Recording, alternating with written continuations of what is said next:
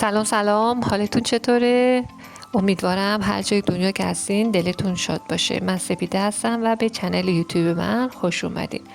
دوستان امروز اومدیم با یه ولاگ جذاب، یکی از مکانهای دیدنی و از روستاهای اطراف مشهد رو میخوام بهتون نشون بدم. براتون یه ویدیو زیبا گرفتم. جایی که مشاهده میکنین روستای جاغرق هست.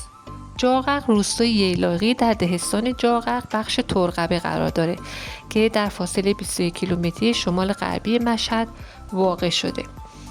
این روستا هم جذابه و هم جز روستاهای کهن حساب میشه که هوای زندگی رو در اون میتونیم استشمام کنیم.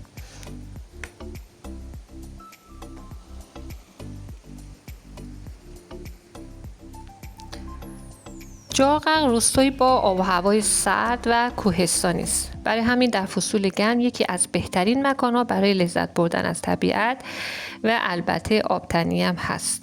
این بهشت روستاهای مشهد جاذبه‌های زیادی از جمله درخت چنار 700 ساله، کتیبه تاریخی روستا، ارتفاعات قنبرکوه، قبرستان تاریخی به جا مانده از دوران قاجاریه و رودخانه خروشان و تپه‌های سرسبزی دارد که گردشگران را با هر سلیقه‌ای به خود جذب می‌کند. این روستای بی‌نظیر در دل دره‌های حاصل از کوههای بی‌نالود واقع شده. همونطور که مشاهده می‌کنین جریان آب در جویبارها و رودخانه‌های فصلی رو اینجا میتونین مشاهده کنین. درختان خیلی قدیمی و سرسبز.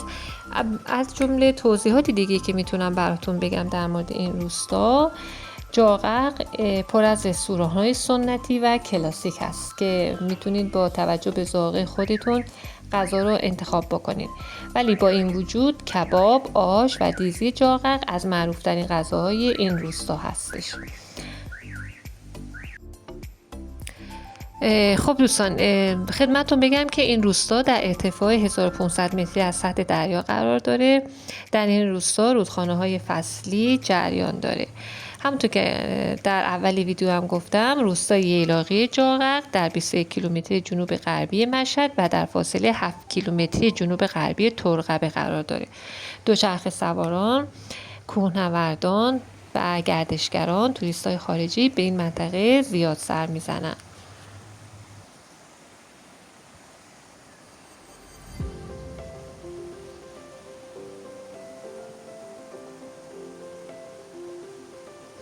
این منطقه ییلاقی به روستاهای عنبران، ترقدر، کردینه، تقاره و شاندیز محدود می شود.